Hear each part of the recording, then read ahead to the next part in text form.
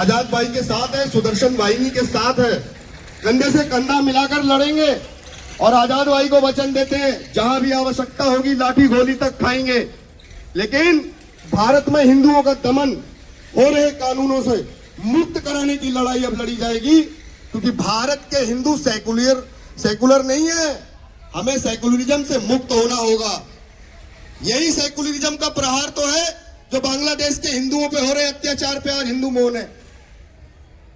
नमस्कार, मैं Nitisha Kataria, India 24 anti corruption news में आप सबका स्वागत है। आप जैसे देख सकते हैं जंतर मंतर पर जो धरना प्रदर्शन हो रहा है वो हिंदू की जो जितनी भी बच्चियां हैं उन पे अत्याचार होने के लिए आज जंतर मंतर पर धरना हो रहा है। सर बताइए क्या क्या समस्याएं लेकर आए आज आप यहाँ पे?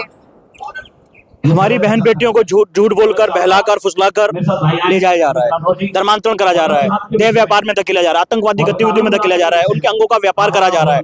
ये रोना रोने के लिए आज हम जंतर मंतर पे इकट्ठे हुए हैं कि लव जिहाद पर कानून लाया जाए, दिल्ली के अंदर हमारी बहन बेटियों को बचाया जाए। तो क्या बच्चियों को जबरदस्ती ले जाया जाता है या फिर बिल्कुल प्यार के झूठे जाल में फंसाकर, हाथों में कलावा बांधकर, नाम सोनू मोनू टिंकू रखकर, अपनी पहचान को छुपाकर हमारी बच्चियों को बहलाकर फंसाकर ले जाया जाता है। ये सब मोमडन कर जो लड़के हैं। हाँ बिल्कुल जितने मुल्ले हैं वही इस काम को कर रहे हैं, कठमुल्ले इस काम को कर रहे हैं। सर जैसा कि हमने कुछ दिन पहले भी देखा कि बांग्लादेश में एक हिंदू युवा को पहले जिंदा पुलिस कस्टडी में से उठाया गया, उसे पीटा गया, उसे जिंदा जलाया गया भरी भीड़ ने सबके सामने। ये बांग्लादेश में आज हो रहा है। हिंदुस्तान में बरसों से हमने इस चीज को झेल रहे हैं। बरसों से हमारे युवाओं को काटा गया है, आरों से बीच में से चीरा गया है, रुई लगाकर जलाया गया है, गर्दनों को काटा गया है, बीच रोड पे हाथियों से कुचलाया गया है। पहली घटना नहीं है। और कुचल कौन रहा है, मार कौन रहा है, आग कौन लगा रहा है? ये उस विचारधारा के लोग हैं जो इस पूरी दुनिया को दारुल इस्लाम बनाना चाहते हैं। वो हर धर्म संभाव की बात नहीं करते। वो कहते हैं हमें पूरे वर्ल्ड को दारुल इस्लाम बनाना है। वो किसी और धर्म को बर्दाश्त ही नहीं कर रहे हैं। जो कोई बोलता है उसको कत्ल कर दो, उसके खिलाफ नारे लगा दो, उसके बच्चों को धमकाओ, डराओ, सारे काम वो लोग कर रहे हैं। और ये देश की राजधानी दिल्ली में भी चल रहा है। आज हिंदू पलायन कर रहा है दिल्ली के अंदर। सर हमने देखा है कि पाकिस्तान में कुछ हिंदुओं की वीडियो आती है, वो खुद अपनी आप भी बताते हैं कि जैसे उनके घर पे कोई लड़की पैदा हुई तो उसका नाम पता है मस्जिदों पे लिख दिया जाता है। जब 14-15 साल की होती है तो उसको घर से जबरन उठा ले जाते हैं और बोलते हैं अब हम उसको पाक करेंगे। तो सर आप क्या चाहते हैं कि भारत सरकार इस पर क्या एक्शन ले?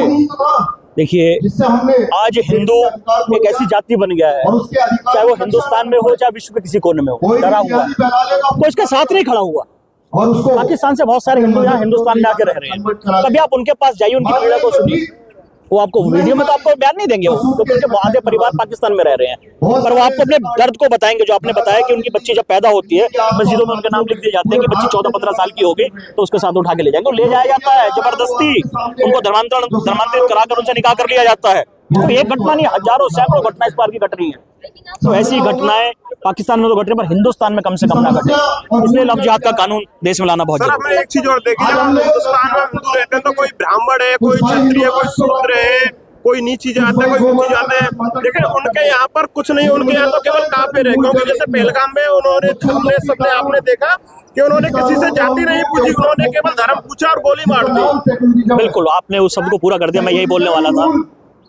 तो आज बंगाल के अंदर जातियां नहीं पूछ रहे, आपका नाम नहीं पूछ रहे, उनको पता है ये हिंदू है। क्या दोस्त था उस युवक का जिसको मारकर जिंदा जला दिया गया?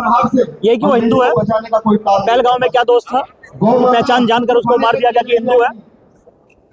इसलिए क्यों इतनी आक्रामकता, इतनी क्रूरता का? हम लोग तो ऐसी बात करते नहीं। हमारे यहाँ तो हमारे शत्रु भी आए, शक आए, कुषाण आए, जो कोई भी आया हमने अपने गले लगाया है। हमने कभी किसी के विरोध में बातें नहीं करी, हमने अपना माना।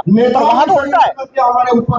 जब तक संख्या में कम है जय श्री राम बोलेंगे, राम राम बोलेंगे, पर जनसंख्या जहाँ बढ़ी वहां पर फिर तुम्हें परेशान करना शुरू कर देंगे। तो भारत सरकार से आप अपनी क्या क्या मांगे लेकर आए कि आगे बच्चियों पर अत्याचार ना हो, अगवा ना किया जाए आगे बच्चियों पर? तो आप अपनी मांगे बताइए। देखिए, हम ये निवेदन करना चाहते हैं, जो माँ बाप का घर है वो कोई धर्मशाला नहीं है। आजकल हो क्या रहा है, विशेषकर पुलिस क्या करती है, रोज हम इस मामले को झेल रहे हैं। कोई बालिग लड़की चली गई किसी मजदूर के साथ और हम कोई केस लेके जाते हैं, लड़की तो बालिग है जी, अपनी मर्जी से उन्होंने शादी कर ली। माँ बाप का घर कोई धर्मशाला है कि लड़की जब बालिग होगी किसी से चली जाएगी और हम माँ बाप को ऑब्जेक्शन नहीं कर सकते? ये कानून इस देश में बनना चाहिए कि जब तक माँ बाप ना कहे तब तक किसी गैर धर्म मजहब के लोग शादी नहीं कर सकते। ये कानून बनना चाहिए। उनको प्रॉपर्टी में से बेदखल किया जाए, हाँ, प्रॉपर्टी में से बेदखल करा जाए, और जो लोग इस प्रकार उनका का सामाजिक बहिष्कार भी किया जाए। और जो लोग इस प्रकार का काम कर रहे हैं, जो अपनी पहचान को छुपा कर इस प्रकार का काम कर रहे हैं, उन पर सख्त से सख्त कार्रवाई होनी चाहिए। पहचान क्यों छुपानी? मैं दीपक सिंह हिंदू हूँ, यदि मैं किसी लड़की से प्यार करूंगा तो अपनी सही पहचान बताऊंगा ना, दीपक सिंह हिंदू हूँ। सही बात है। मुझे पहचान छुपाने की आवश्यकता नहीं है, पहचान छुपाया जा रहा है, व्यापार पहचान छुपा कर करे जा रहे हैं। हमने बहुत सारे यहाँ व्यापार भी नाम कुछ और है और जब QR कोड स्कैन करते हैं तो कुछ और रहा है। हमने अभी नॉर्थ ईस्ट दिल्ली के अंदर बहुत सारे ऐसे बैंड बाजे वाले देखे, जिनके कृष्णा बैंड, श्याम बैंड, जय दुर्गा बैंड और थे किसके, वो बगदुल के बैंड थे सारे। तो हमने उनसे कहा, भाई तुम नाम क्यों छुपा रहे हो अपना? यदि तुम्हें कोई काम करना है अपनी पहचान को रखकर करो ना आगे। षड्यंत्र है बहुत बड़ा इस देश को दारुल इस्लाम बनाने का। बिहार में जो डॉक्यूमेंट्स मिले तो साफ कहा कि 2050 तक इस देश को इस्लामिक कंट्री बना देंगे, और इस और वो काम कर रहे हैं। जमात उलमा हिंद जैसी संस्था है, उनको फंडिंग कर रही है, उनका सहयोग कर रही है, और हमारा हिंदू समाज जातियों में बटा हुआ है, पैसा कमाने में लगा हुआ है, उसे कोई लेना देना नहीं है। मैं एक मैसेज